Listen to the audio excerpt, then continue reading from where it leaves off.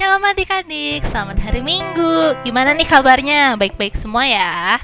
Sebelum kita mulai pada hari Minggu hari ini, kita mau nyanyi satu lagu, Bapakku Datang Padamu.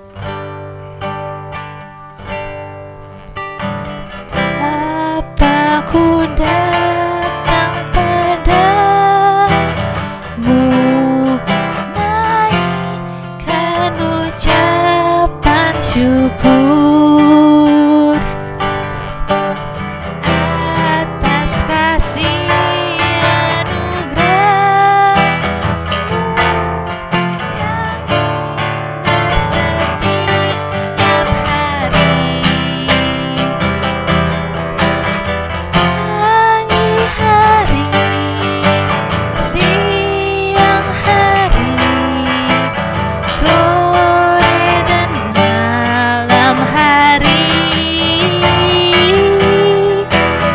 tak hentinya mengucap syukur atas kebaikan-Mu.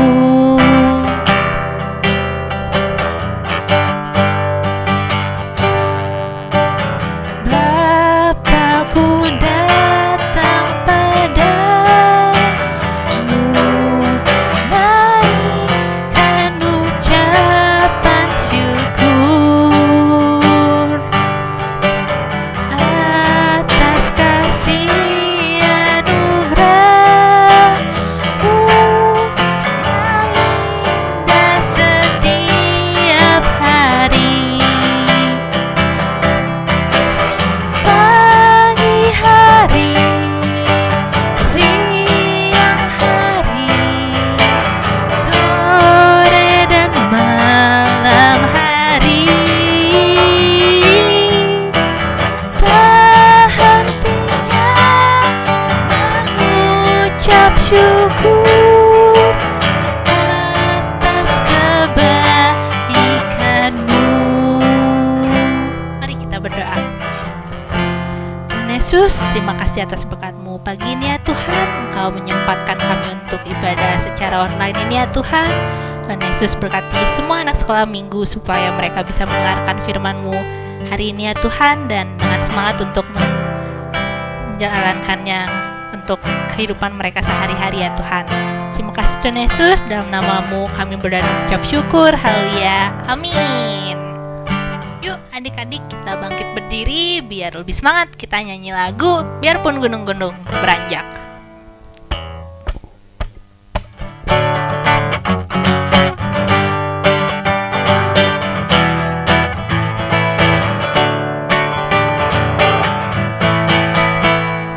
Biarpun gunung-gunung beranjak dan bukit-bukit pun bergoyang, namun kasih setiamu tak akan beranjak dariku. Biarpun gunung-gunung beranjak dan bukit-bukit pun bergoyang, namun kasih setiamu tak akan beranjak dariku. Tak akan beranjak, tak akan bergoyang, tak akan beranjak, tak akan bergoyang. Demikianlah firman Tuhan yang mengasihiku. Tak akan beranjak, tak akan bergoyang, tak akan beranjak, tak akan bergoyang. Demikianlah firman Tuhan yang mengasihiku.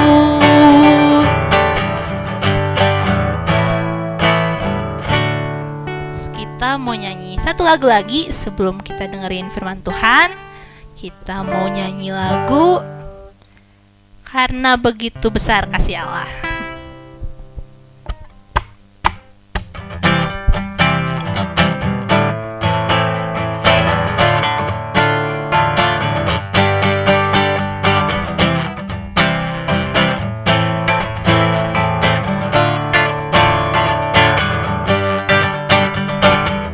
Karena begitu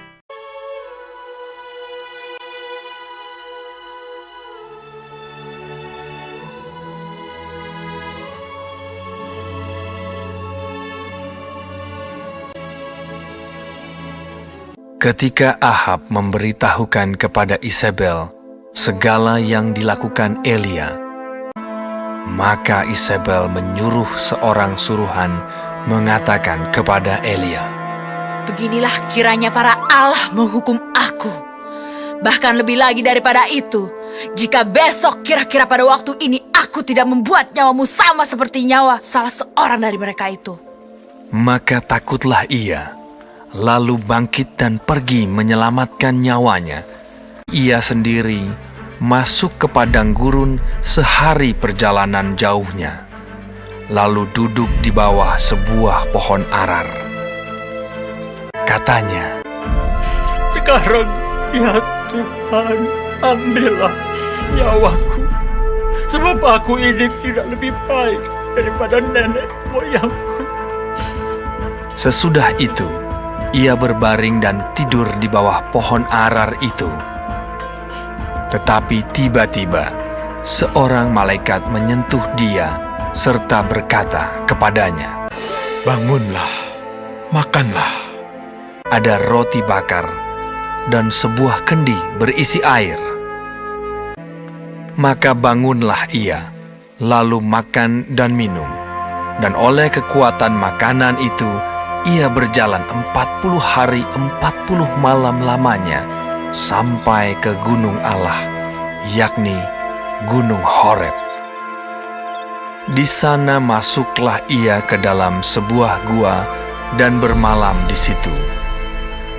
Maka firman Tuhan datang kepadanya, demikian, "Apakah kerjamu di sini, hai Elia? Keluarlah dan berdiri di atas gunung itu di hadapan Tuhan." Maka Tuhan lalu, angin besar dan kuat yang membelah gunung-gunung dan memecahkan bukit-bukit batu, mendahului Tuhan. Tetapi tidak ada Tuhan dalam angin itu. Dan sesudah angin itu, datanglah gempa. Tetapi tidak ada Tuhan dalam gempa itu. Dan sesudah gempa itu, datanglah api. Tetapi tidak ada Tuhan dalam api itu. Dan sesudah api itu, datanglah bunyi angin sepoi-sepoi basah. Segera sesudah Elia mendengarnya, ia menyelubungi mukanya dengan jubahnya, lalu pergi keluar dan berdiri di pintu gua itu. Maka datanglah suara kepadanya yang berbunyi, "Apakah kerjamu di sini, hai Elia?" Jawabnya, "Aku bekerja segiat-giatnya bagi Tuhan, Allah semesta alam.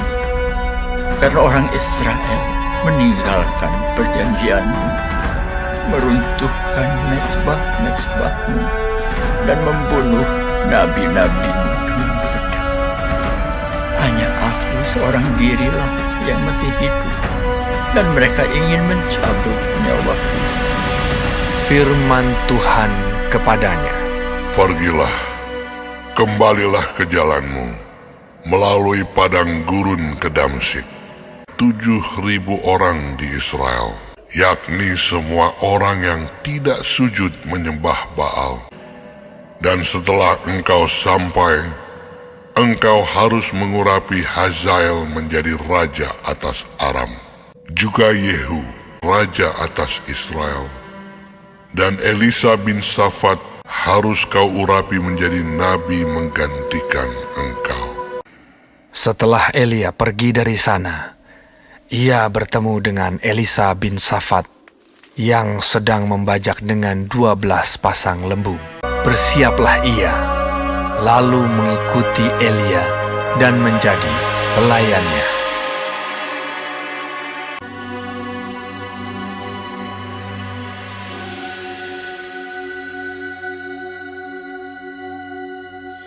Shalom anak-anak, anak-anak yang Ibu Heni sayangi.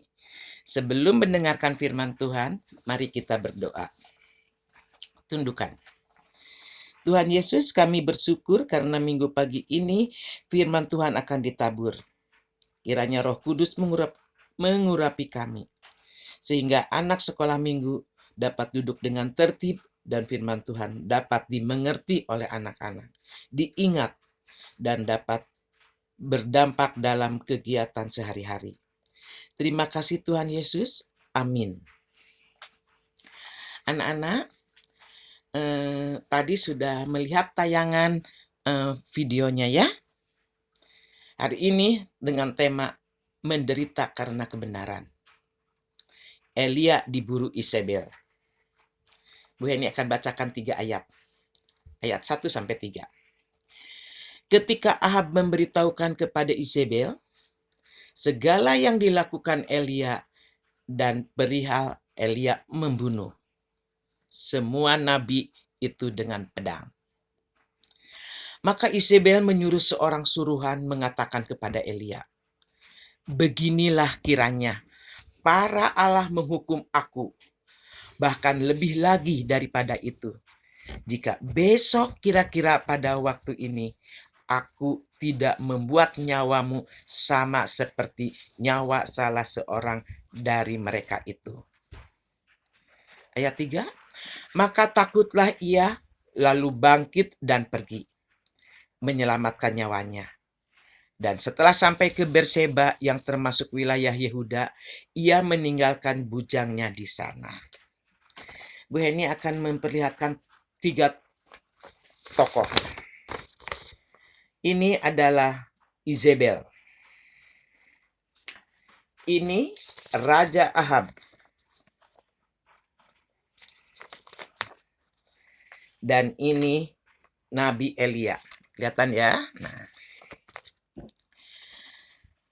Kelihatan kan? Ada sebuah peristiwa sebelum kisah ini, yaitu terjadi di Gunung Karmel. Peristiwa apa ya? Yaitu peristiwa Nabi Elia berhadapan dengan ratusan Nabi Baal yang merupakan orang-orang suruhan dari Ratu Isabel. Elia menantang mereka untuk menunjukkan otoritasnya. Siapa yang berlaku dan paling berkuasa? Apakah dewa-dewa, para nabi Baal, atau Allah orang Israel? Setelah berlama-lama Nabi Baal melakukan tindakannya melalui apa? Penyembahan-penyembahan, doa mantra-mantranya, tari-tariannya. Namun tidak ada apapun yang terjadi. Maka kemudian giliran siapa? Nabi Elia. Dengan kuasa Allah membuktikan hadirnya api Allah yang melalap semua korban di bukit itu. Setelah peristiwa itu, maka Elia atas perintah Allah membinasakan semua nabi Baal, penyembah berhala itu. Sebenarnya apa yang terjadi di Gunung Karmel dilakukan oleh Nabi Elia menjadi berita baik bagi orang Israel. Tetapi yang disebut sebagai berita baik ini tidak bertahan lama. Masalahnya bangsa Israel yang mulai menyembah berhala. Terlalu jauh kebiasaan buruk itu berakar dalam hati mereka. Dan bersamaan itu juga Raja Israel, siapa? Raja Ahab, tidak memberikan teladan yang baik. Sehingga sulit bagi Nabi Elia untuk menghilangkan kebiasaan menyembah berhala dari bangsa Israel. Setelah Raja Ahab menyaksikan mujizat-mujizat yang dilakukan oleh Nabi Elia di Gunung Karmel, apa yang terjadi dilakukan? Ia pergi untuk memberitahukan kepada Isabel. apa yang dilakukan oleh Nabi Elia. Bahwa Elia telah membunuh nabi-nabi Baal. Dan Izebel menjadi sangat marah. Ia mengirim suruhannya, tadi di ayat 3 disebutkan, untuk memberitahukan kepada Elia bahwa ia akan mengambil nyawanya. Izebel itu adalah anak seorang penyembah berhala dan menganggap Baal itu sebagai allahnya. Sehingga ia mengikuti Baal dengan sepenuh hatinya. Ia membenci Allah orang Israel. Itu sebabnya ia tidak dapat berdamai dengan Nabi Elia. Izebel dengan Nabi Elia itu tidak dapat berdamai karena berbeda Allahnya. Sedangkan Raja Ahab seorang yang bercabang hatinya. Ia percaya kepada Allah, namun ia juga ragu untuk melepaskan Baal yang disembah oleh istrinya, Izebel.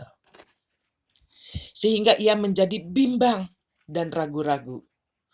Ketika Izebel memerintahkan untuk membunuh Elia, Ahab tidak mencegahnya. Ia setuju dengan apa yang dikatakan istrinya dan tidak mencegah keputusan Izebel. Mendengar ancaman Izebel, bagaimana Nabi Elia? Takut. Lalu ia bangkit dan pergi menyelamatkan nyawanya. Dan setelah sampai di Berseba, yang termasuk wilayah Yehuda, ia meninggalkan bujangnya di sana. Sebenarnya Nabi Elia pergi untuk menyelamatkan nyawanya. Dan ia sangat tertekan oleh Izebel. Dan patah semangat. Kecewa dengan respon Allah. Dengan respon bangsa Israel. Semakin Elia memikirkannya, semakin patah semangatnya. Ia merasa Nabi Elia itu telah menyia-nyiakan hidupnya. Segala yang telah dilakukannya sia-sia. Jadi ia berdoa dengan keadaan patah semangat. Ia berdoa supaya Allah untuk mengambil nyawa Nabi Elia. Tetapi tiba-tiba seorang malaikat menyentuh Nabi Elia serta berkata kepadanya. Nih gambarnya. Kelihatan ya? Nih malaikat. Nih ada Nabi Elianya. Seorang malaikat menyentuh Nabi Elia serta berkata kepadanya, bangun, makanlah. Ketika ia melihat sekitarnya, maka pada sebelah kepalanya ada roti bakar dan sebuah kendi berisi air. Lalu Nabi Elia makan dan minum. Kemudian berbaring pula. Tetapi malaikat Tuhan datang untuk kedua kalinya dan menyentuh Nabi Elia serta berkata, bangunlah, makanlah. Sebab kalau tidak, perjalananmu nanti terlalu jauh bagimu. Setelah berdoa, Nabi Elia secara fisik dan mental sangatlah lemah. Sehingga ia tertidur di bawah sebuah pohon di padang gurun. Allah tidak menegur Nabi Elia karena telah melarikan menurut kehendaknya sendiri. Pertama-tama Allah khawatir tentang kebutuhan Nabi Elia. Ia mengirimkan suruhan untuk menyediakan air dan roti bakar untuk Nabi Elia. Malaikat membangunkan Elia. Ia makan dan minum, kemudian tertidur kembali. Karena perjalanan nanti akan terlalu jauh. Setelah mendengar perkataan Allah, Nabi Elia bangun. Kemudian ia berjalan berapa lama? 40 hari dan malam. Sampai di Gunung Horeb Di gunung itulah Allah menguatkan dan memulihkan kembali semangat Nabi Elia. Dari kisah ini kita belajar untuk mempercayai Allah dalam situasi yang baik maupun tidak. Nabi Elia, tugas pelayanannya sangat mengalami pasang surut iman. Pada saat ia menghadapi Nabi Baal, ia begitu berani. Tetapi ketika mendapat ancaman dari Ratu Izebel, ia berubah menjadi takut, bahkan melarikan diri. Dari kisah ini kita belajar supaya bahwa Allah itu tetap harus kita percayai. Belajar situasi kita baik maupun buruk, kita belajar dari kesalahan Nabi Elia. Agar di masa kini bukan situasi yang mengendalikan sikap kita. Tetapi yang mengendalikan adalah Allah. Tentunya dengan iman. Allah sangat mengerti keadaan kita pada saat kita susah. Ketika Elia ketakutan dan lari, Allah tidak memarahinya. Allah malah mengurusnya. Itu terjadi karena Allah sangat mengerti situasi Nabi Elia. Begitu anak-anak, kita harus dengan firman Tuhan hari ini, kita belajar bagaimana Allah tetap akan memelihara kita.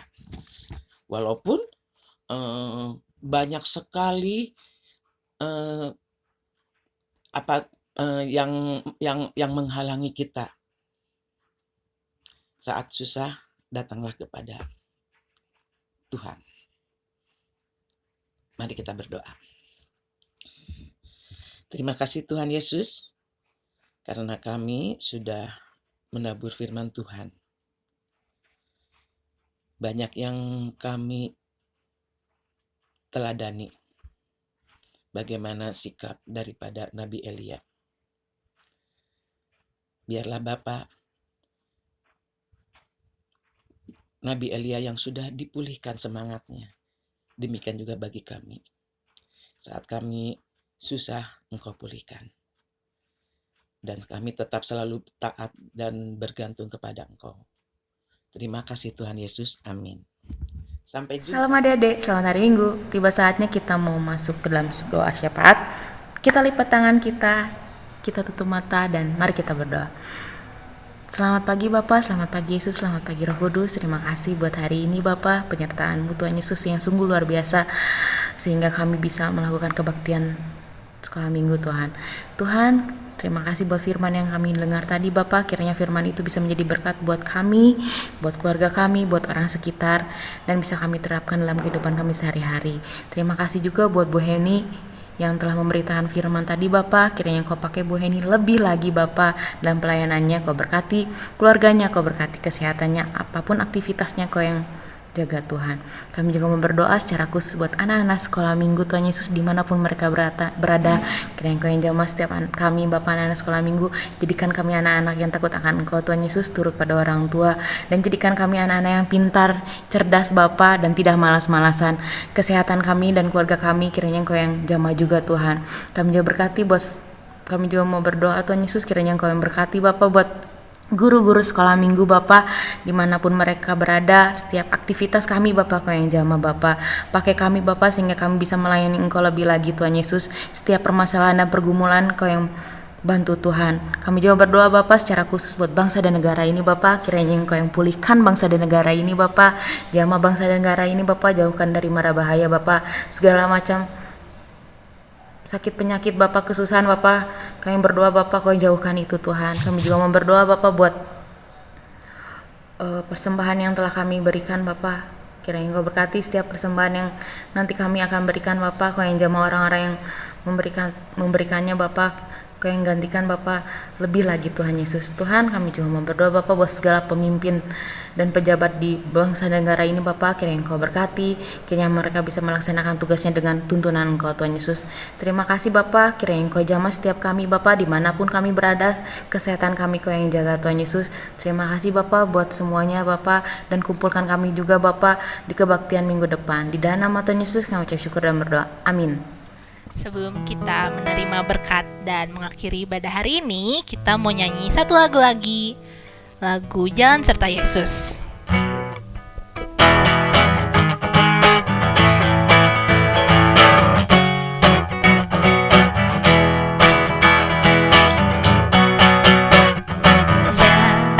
Jalan serta Yesus, jalan sertanya setiap hari.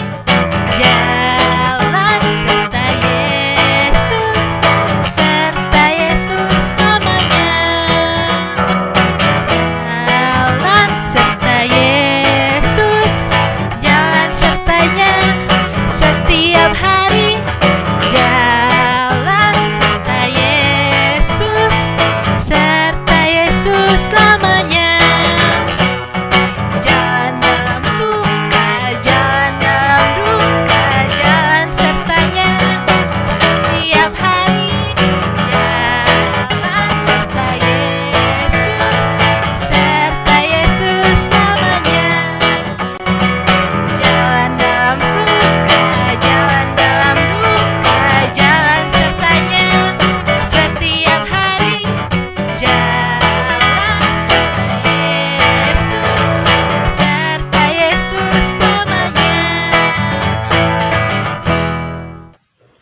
Salam anak-anak, kita telah beribadah. Saat ini kita mau terima berkat dari Tuhan. Terima berkat dari Tuhan Yesus. Tuhan memberkati anak-anak dan melindungi anak-anak. Tuhan menyinari anak-anak dan wajahnya dan memberi anak-anak kasih karunia. Tuhan menghadapkan wajahnya kepada anak-anak dan memberi anak-anak damai sejahtera. Amin.